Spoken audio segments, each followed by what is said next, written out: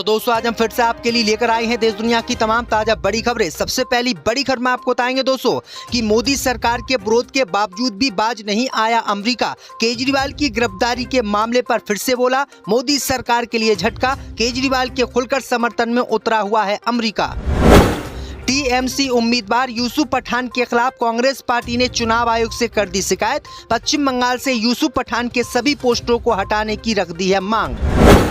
BJP से ticket कटने के बाद वरुण गांधी का पहला रिएक्शन आया सामने। पीलीभीत से चुनाव लड़ने को लेकर कर दिया बीजेपी के खिलाफ बड़ा ऐलान। योगी सरकार की बढ़ेंगी पीलीभीत से मुश्किलें। 135 करोड़ की वसूली के बाद कांग्रेस के 524 करोड़ रुपए के बेहिसाब लेनदेन पर आयकर विभाग ने की कार्रवाई। कांग्रेस पार्टी के कई नेताओं को किया जा सकता है गिरफ्तार। लोकसभा चुनाव 2024 में अखिलेश मायावती ने गुपचुप तरीके से कर लिया गठबंधन। अखिलेश यादव को नाराज नहीं करते हुए मायावती ने पल्लवी पटेल के साथ गठबंधन करने से किया इनकार। लोकसभा चुनाव से पहले तेजस्वी ने बिहार में नीतीश कुमार को दे दिया झटका। जेडीयू के बड़े नेता को आरजेडी में करा लिया शामिल। पलटू राम के साथ हो गई पलटी। तो दोस्तों सभी खबरों को आपको एक एक कर बताने वाले हैं। वीडियो को लाइक कर चैनल को सब्सक्राइब कर दें। इसी बीच पर तो दोस्तों अगली खबर की ओर तो भारत के विरोध के बावजूद बाज नहीं आया अमेरिका। केजरीवाल की गिरफ्तारी पर फिर से बोला हमला। जब दोस्तों आपको बता दें कि मोदी सरकार की ओर से विरोध दर्ज कराए जाने के बावजूद अमेरिका बाज नहीं आया है। अमेरिका ने एक बार फिर से दिल्ली के मुख्यमंत्री अरविंद केजरीवाल की गिरफ्तारी के मामले पर टिप्पणी की है। अमेरिकी विदेश मंत्रालय ने कहा है कि अरविंद केजरीवाल की गिरफ्तारी और कांग्रेस के बैंक खातों को सीज करने के मामले पर अमेरिका करीबी से नजर बनाए हुए है। अमेरिकी राजनयिक को तलब करने पर अमेरिका के विदेश मंत्रालय ने कहा कि हम निष्पक्ष, पारदर्शी, समय पर कानूनी प्रक्रिया को प्रोत्साहित करते हैं। हमें नहीं लगता है कि किसी को इस पर आपत्ति होनी चाहिए। दरअसल आपको बता दें कि इससे पहले दिल्ली में केजरीवाल की गिरफ्तारी पर अमेरिका ने विरोध किया था और मोदी सरकार को बिल्कुल गलत बताया। इसी बीच पर तो दोस्तों अगली खबर की ओर तो टीएमसी उम्मीदवार यूसुफ पठान के खिलाफ चुनाव आयोग में शिकायत करने पहुंची कांग्रेस पार्टी। जब दोस्तों आपको बता दें कि कांग्रेस पार्टी ने टीएमसी उम्मीदवार यूसुफ पठान के खिलाफ चुनाव आयोग से शिकायत की है। कांग्रेस ने चुनाव आयोग को लिखे अपने पत्र में कहा है कि आगामी लोकसभा चुनाव में पश्चिम बंगाल के बहरामपुर से टीएमसी के उम्मीदवार यूसुफ पठान है। उन्होंने उक्त निर्वाचन क्षेत्र में विभिन्न स्थानों पर बैनर, पोस्टर और तस्वीर अपनी लगाई है। इन पोस्टरों में आईसीसी क्रिकेट विश्व कप 2011 के विजयी रणों को दर्शाया गया है। उन्होंने कहा है कि पूरे देश में आचार संहिता लग गई है, इसलिए यूसुफ पठान यहां पर अपने पोस्टर लगाकर अपना प्रचार कर रहे हैं, जो कि चुनाव आयोगों के नियमों के खिलाफ है। इसलिए तत्काल जो है यूसुफ पठान पर कार्रवाई होनी चाहिए और यूसुफ पठान के जितने भी पोस्टर यहां पर लगे हुए हैं उनको हटाने की कांग्रेस ने मांग की है। आपकी क्या राय इस खबर पर हमें कमेंट में जरूर बताएं। इसी बीच पर तो दोस्तों अगली खबर की ओर तो बीजेपी से टिकट कटने के बाद वरुण गांधी का पहला रिएक्शन। पीलीभीत से चुनाव लड़ने को लेकर कर दिया बड़ा ऐलान। जब दोस्तों आपको बता दें कि भाजपा से टिकट कटने के बाद मौजूदा सांसद वरुण गांधी का पहला रिएक्शन सामने आया है। वरुण गांधी ने बुधवार को ऐलान करते हुए कहा कि वह पीलीभीत सीट से लोकसभा चुनाव नहीं लड़ेंगे। वरुण गांधी ने आगे कहा कि बिना किसी भेदभाव के अपने निर्वाचन क्षेत्र और उसके लोगों की भलाई और कल्याण के लिए किए गए मेरे सभी ईमानदार योगदानों के बावजूद मेरे साथ क्या हुआ है, इसकी मुझे उम्मीद नहीं थी। भाजपा ने मेरा टिकट काटकर जितिन प्रसाद को दे दिया, जबकि मैं 1989 से ही पीलीभीत से सांसद हूं और मैं वहां पर बहुत अच्छा काम कर रहा था। वहीं आपको बता दें कि उन्होंने कहा है कि वह फिलहाल तो पीलीभीत से चुनाव लड़ने के मूड में नहीं है, लेकिन वो अपना नया घर तलाश रहे हैं। आने वाले वक्त में सपा या कांग्रेस पार्टी में वरुण गांधी जा सकते हैं और बीजेपी के खिलाफ कार्रवाई कर सकते हैं। तो ये बड़ी अपडेट आ रही है। इसी बीच पर तो दोस्तों अगली खबर की ओर तो लोकसभा चुनाव से पहले तेजस्वी यादव ने नीतीश कुमार को बिहार में दिया झटका। जेडीयू के नेता को आरजेडी में कराया शामिल। जब दोस्तों आपको बता दें कि बिहार में लोकसभा चुनाव से पहले नीतीश कुमार को बड़ा झटका तेजस्वी यादव ने दिया है। तेजस्वी यादव ने नीतीश कुमार को जोरदार झटका देते हुए जेडीयू के बड़े नेता को अपनी पार्टी में शामिल करा दिया है। दरअसल आपको बता दें कि जेडीयू के प्रदेश सचिव और अल्पसंख्यकों के बीच पैठ रखने वाले जेडीयू नेता मोहम्मद इरफान ने लोकसभा चुनाव से पहले जनता दल यूनाइटेड पार्टी की सदस्यता से इस्तीफा दे दिया है। साथ ही प्रदेश सचिव के पद को भी अलविदा कह दिया है।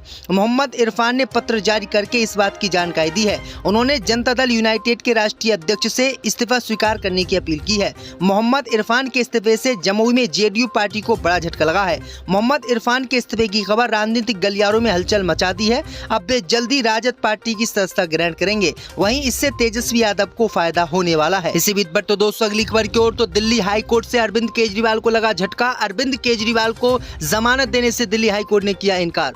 दोस्तों आपको बता दें कि दिल्ली हाई कोर्ट से दिल्ली के सीएम अरविंद केजरीवाल को बड़ा झटका लगा है। सीएम अरविंद केजरीवाल की गिरफ्तारी के खिलाफ लगाई गई याचिका पर अपना फैसला हाई कोर्ट ने सुना दिया है। हाई कोर्ट ने दिल्ली के सीएम को कोई राहत नहीं दी है। हाई कोर्ट ने अरविंद केजरीवाल और ईडी की तरफ से दलील सुनने के बाद अपना फैसला 4 बजे तक के लिए सुरक्षित रख लिया है।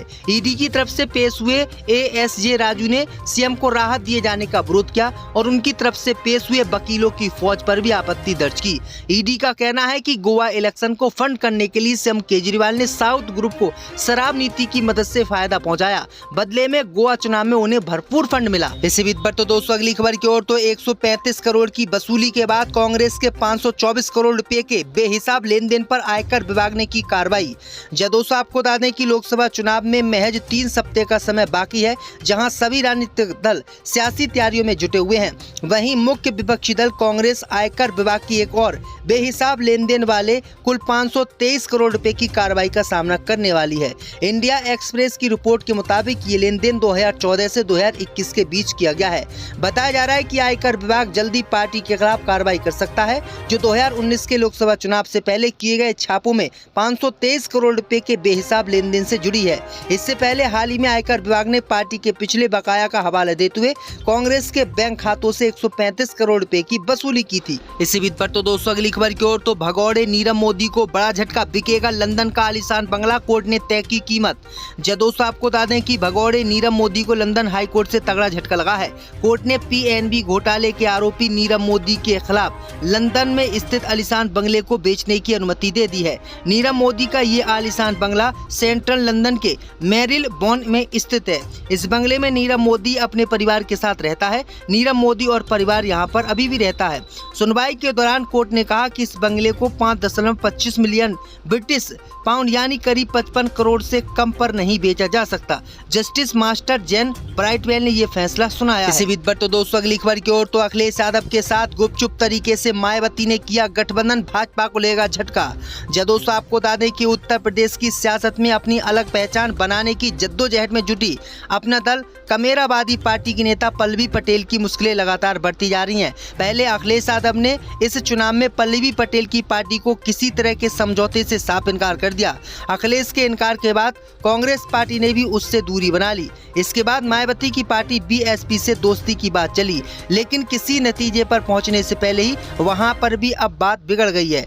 विशेष सूत्रों से मिली जानकारी के मुताबिक मायावती और पल्लवी पटेल की पार्टियों के बीच बातचीत का सिलसिला अब न सिर्फ बंद हो चुका है, बल्कि बीएसपी सुप्रीमो ने किसी तरह के तालमेल और मदद से इनकार कर दिया है। यानी पल्लवी पटेल के लिए अब मायावती की पार्टी के दरवाजे भी फिलहाल पूरी तरीके से बंद हो गए। दरअसल आपको बता दें कि पल्लवी पटेल ने सोचा था कि अखिलेश यादव उनकी बात नहीं मानने हैं तो मायावती उनकी बात मानेंगी, लेकिन मायावती भी अखिलेश यादव से जो है दुश्मनी मोल नहीं लेना चाहती, इसलिए उन्होंने किनारा कर लिया और पल्लवी पटेल को बड़ा झटका लगा है। इसी बीच तो दोस्तों अगली खबर की ओर तो वित्त मंत्री निर्मला सीतारमण के पति ने इलेक्टोरल बॉन्ड को बताया दुनिया का सबसे बड़ा घोटाला, बीजेपी सरकार की बड़ी चिंता। दोस्तों आपको बता दें कि बीजेपी नेता और वित्त मंत्री निर्मला सीतारमण के पति और अर्थशास्त्री परकला प्रभाकर ने इलेक्टोरल बॉन्ड को लेकर बड़ा दावा किया है। उन्होंने चुनावी बॉन्ड मामले को दुनिया नहीं बल्कि देश का सबसे बड़ा घोटाला बताया है। उन्होंने एक न्यूज चैनल से बातचीत करते हुए ये दावा किया है। परकला प्रभाकर ने आगे कहा कि मुझे लगता है कि इलेक्टोरल बॉन्ड का मुद्दा आगामी चुनाव में बहुत अहम मुद्दा बनेगा। इस चुनाव में भारतीय जनता पार्टी की लड़ाई विपक्षी दलों से नहीं होगी, बल्कि चुनावी बॉन्ड के मुद्दे की वजह से असली लड़ाई भाजपा और भारत के लोगों के बीच होगी। यानी उन्होंने बीजेपी को सबसे बड़ी चोर पार्टी, सबसे डकैत पार्टी बताया है। तो ये बड़ी अपडेट आ रही है दोस्तों। इसी बीच पर तो दोस्तों अगली खबर की ओर तो दिल्ली हाई कोर्ट में बोले केजरीवाल, बोले मेरी प्रार्थना है अब मुझे किया जाए रिहा।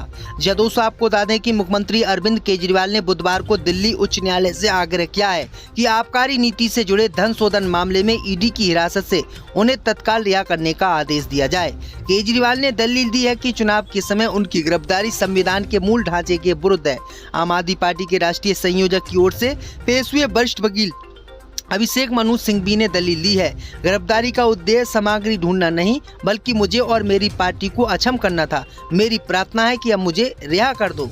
सिंघवी ने दावा किया है कि धन शोधन निवारण अधिनियम के तहत केजरीवाल की गिरफ्तारी जरूरी नहीं थी और असहयोग करने के आधार का ईडी ने सबसे ज्यादा दुरुपयोग किया है। न्यायमूर्ति स्वर्ण कांता शर्मा ने मौखिक रूप से कहा है कि वह याचिका पर नोटिस जारी करेंगी और ईडी को इसका जवाब दाखिल करने के लिए समय देंगी। उन्होंने कहा कि वह मामले में एक आदेश पारित करेंगी जिसे आज वेबसाइट पर अपलोड किया जाएगा। इसी बीच बढ़ते दोस्तों अगली खबर की ओर तो वित्त मंत्री निर्मला सीतारमण के पति ने